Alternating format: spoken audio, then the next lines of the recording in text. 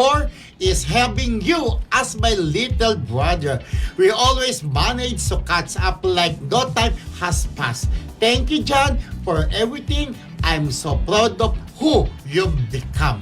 Talbog, di ba? Yung sa Canada friendship, di ba? Ito yung pinag-aral niya ng piloto. Piloto. Na, di ba yung si John, yung sinama pa nga niya si Paula Belino. Oo. Na Pag-uusapan natin bukas, di ba? Bukas, pag-uusapan.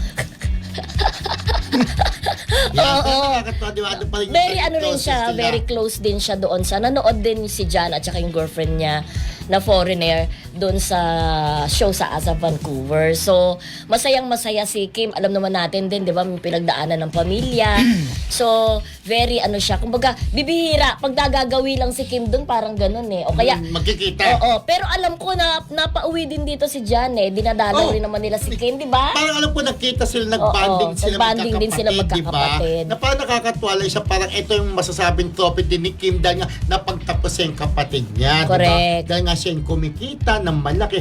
Mahirap pagparang isang pero piloto, sana, no? may nakita akong ano doon, may nakita akong comment doon na sana daw maging maayos na rin sila ni Lakam, Yes. diba? Kasi at the end of the day magkakapatid. Eh, diba? Pero alam mo, para sa akin na although marami rin magkakapatid naman na hanggang doon lang sa salitang magkapatid, lalo na yung nawala rin kanila mga magulang. Pero sana dapat yung magkakapatid magkaayos pa rin. Isa lang naman dugo na pinanggalingan nila. Correct. Dugot naman ng mga magulang nila. Ito sila, ako naniniwala ako, no? At the end of the day, sila pa rin magkapatid, magkakaayos din naman yan. Oo, tsaka hindi na ba rin naman bago talaga yung magkakapatid na hindi nagkakasundo, di ba? Lalayo pa ba tayo, di ba, sa politics, di ba, mga Cayetano, di ba, si Lino, at saka si Senator Alan, di ba? Of course, ang mga Barreto, di ba?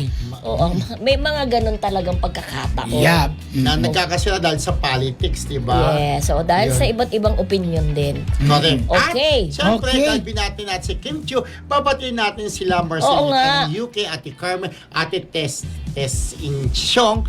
Yan, hello po Ate Norma Malicio, Ate Cecil P. Maritisay, Tapet Roque, Marina Corazon, Ate Remy Nidoy, Ate Lolet Ignacio, Ate Teresita Brabin, si Jaime Libadizas, Ogie Narvaez, Roel Ebola, hello mga pers, Emily Gomez, hello Eva Bautista, ayan. Si Jade Reliana din ang Ay, ating Jade Kasamahan Reliana. sa Panulat ay lagi din nanonood sa atin dito sa Marisol Academy. Hi, At get G. well soon, of course. Ay, Hindi si si Alex, di ba? Hi, Alex, yung hello. inaalagaan ni Ate Carms. Of course, si Ate Carms, Ate get well Carmen. soon. Get well soon, Ate Carmen Dolanas. And of course, ng UK.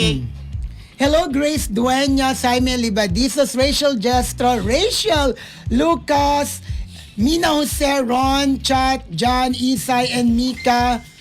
At saka si Happy Birthday, Tisha May Latrap dyan sa New York. And hello to Marian Maniego, Edralyn Ruth, and Lisa Castro Luke Cruz. Hi! Yes, and of course, kay Mami Amores, kay Tita Evelyn Q, at Ate Lina Moreno. Hello po sa inyong lahat. Mami Amores, di ba? Hello.